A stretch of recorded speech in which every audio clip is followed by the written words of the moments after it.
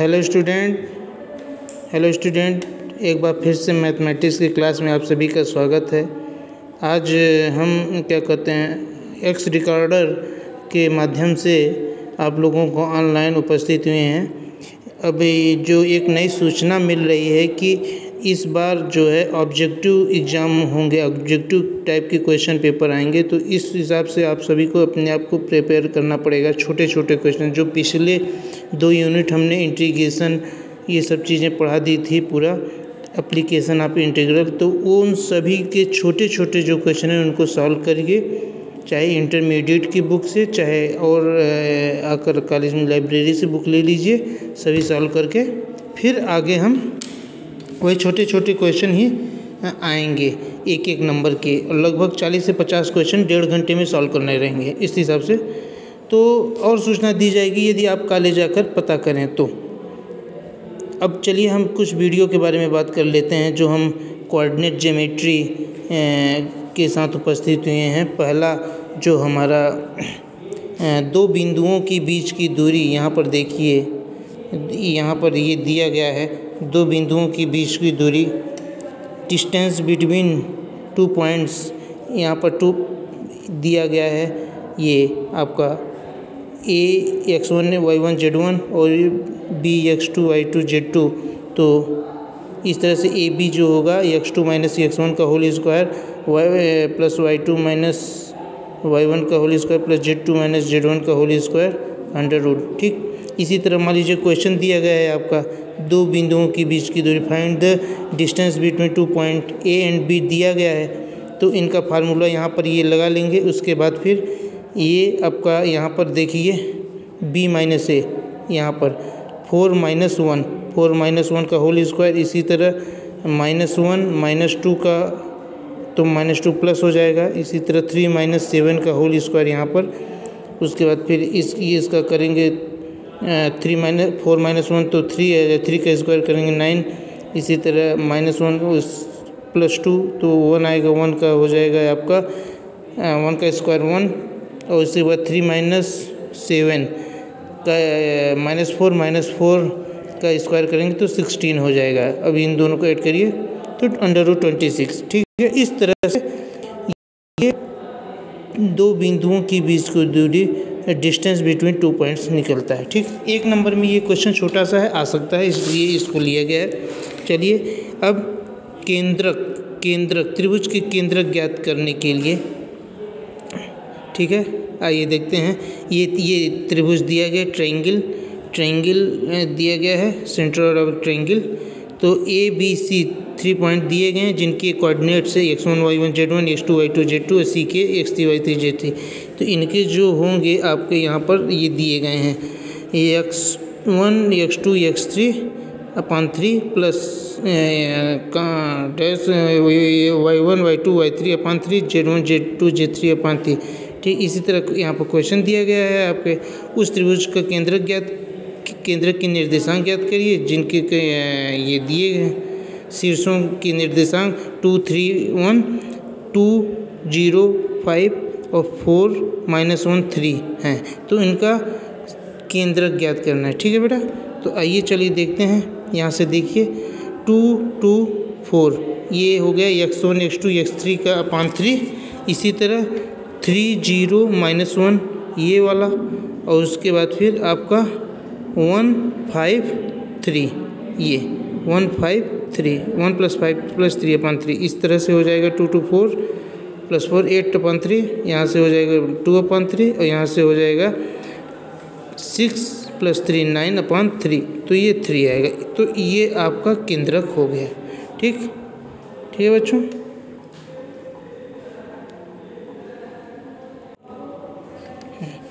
चलिए ठीक है बच्चों, तो आइए फिर से एक बार स्टार्ट करते हैं। डायरेक्शन कोसाइन, दिक् को ज्ञात करना है। ठीक है, 1 नंबर में ये क्वेश्चन अक्सर आता है। तो यहाँ पर देखिए, ये हमने फिगर के माध्यम से समझाने की कोशिश किया है। ये x एक्सिस, इधर y एक्सिस, और ये आपका जो है z एक्सिस, ये y एक्सिस। तो जो हमने एक रेखा लिया है, लाइन OA, जहाँ O 0 0 0 और एक के कोऑर्डिनेट्स हैं x1 XYZ, ठीक। तो अब इनके यदि डिस्टेंस बिटवीन किया जाए तो वो एक है तो x² + y² + z² under root के अंदर, ठीक। लेकिन अब यहाँ पर ये देखना पड़ेगा आपको, यदि ये देखिए तो OA जो है x एक्सिस से ये अल्फ़ा का एंगल बना रही है और ये बीटा का एंगल बना रही है y एक्सिस से, और इधर देखेंगे तो गामा का एंगल बना रहा है, ठीक।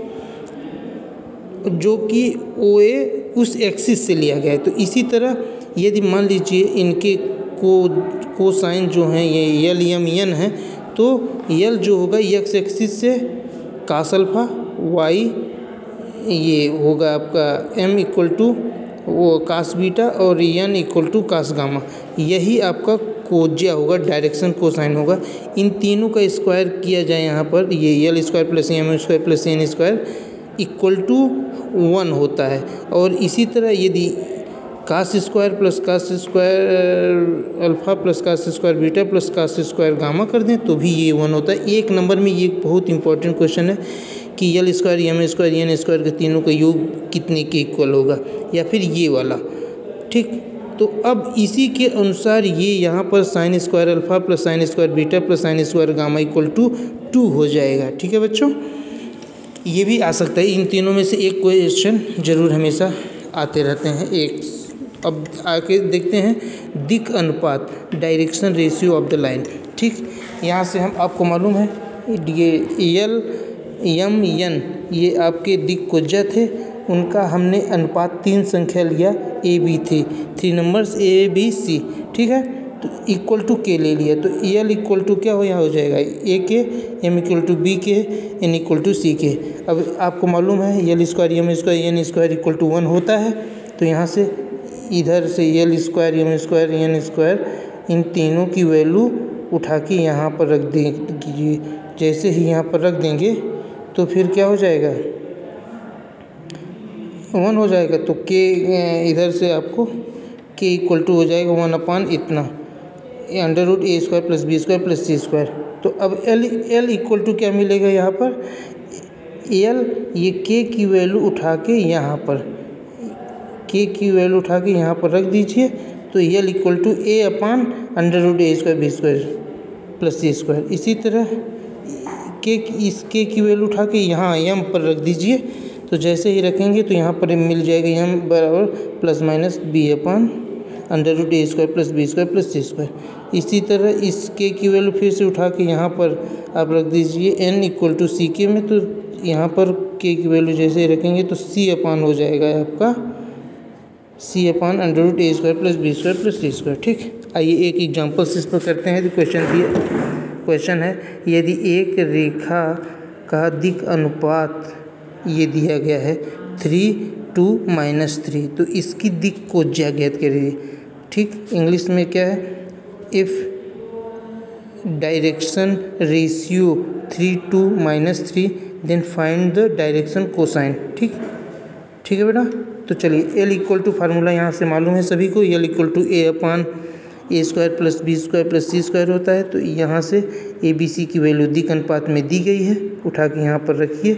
जैसे ही यहाँ पर रखेंगे तो 3/ ये हो जाएगा 9 + 4 + 9 अंडर रूट में।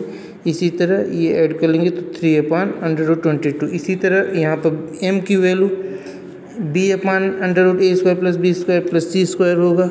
अब उसको यहाँ पर B2 है तो 2 है तो 2/√, यही चीज़ सेम आएगा 9 + 4 + 9 तो हो जाएगा 2/√20। इसी तरह L N = क्या होगा N = C/A² + B² + C²। C की वैल्यू यहाँ पर -3 दी गई है, तो उठा के यहाँ पर रख दीजिए। जैसे ही रखेंगे तो हो जाएगा -3/√22, ठीक। तो अब आपका जो ये निकल के आया दिक् कोज्या L M N ये बराबर दिया है यहाँ पर क्या 3/, ये जो निकाले हैं 3/√22, 2/√22 और फिर -3/√22, ठीक। चलिए ठीक है बच्चों। तो चलिए आइए फिर से स्टार्ट करते हैं। एक नया क्वेश्चन है। बिंदु ए दिया गया है और बी दिया गया है, इनके ज्ञात करने आपको क्या कहते हैं, दिक् कोज्या और दिक् अनुपात दोनों। दो बिंदु दिए गए हैं ए और बी, तो इनके दिक् कोज्या दिक् अनुपात दोनों ज्ञात करने हैं। तो सबसे पहले हम दो बिंदुओं से होकर जाने वाले दिक् अनुपात ज्ञात करेंगे। ए इक्वल टू दिक् अनुपात का यहाँ से होता है formula equal to x2 minus x1। तो x2 आपका ये है -4, -2 करेंगे तो यहाँ से मिल जाएगा -6। इसी तरह y2 माइनस y1 करेंगे तो 2 माइनस -1 हो जाएगा, तो हो जाएगा ये आपका 3। इसी तरह c इक्वल टू क्या हो जाएगा, z2 माइनस z1, तो ये हो जाएगा 0 माइनस 2 इक्वल टू -2। ठीक, तो ये आपका -6, 3, -2। ठीक है, ये आपका दिक् अनुपात मिला। अब दिक् अनुपात मिल गया तो दिक् कोज्या के लिए आपको मालूम है फार्मूला होता है, येलो पर पिछले क्वेश्चन में करा ही चुके हैं, a/√a² + b² + c²। ए की वैल्यू दी गई है, ए की वैल्यू -6 यहाँ पर दिक् अनुपात है, -6 अपन फिर से वही अंडर रूट में a² करेंगे 36, 9, 4 ये हो जाएगा। तो उसके बाद फिर जब ऐड करेंगे तो √49 -6/49 ये हो जाएगा 6/-7 ये आपको मिल गया L। इसी तरह M की हो जाएगा b/√a² + b² + c²। तो ये हो जाएगा 3/√36 + 9 + 4 ये हो जाएगा यहाँ पर 3/7। इसी तरह n हो जाएगा c/√a² + b² + c²। c की वैल्यू -2 दी गई है, ये तो उठा के रख देंगे तो फिर यहाँ से मिल जाएगा 2/7। तो इस तरह से आपका LMN की वैल्यू फाइंड हो गई। ये है आपका दिक् कोज्या। ठीक।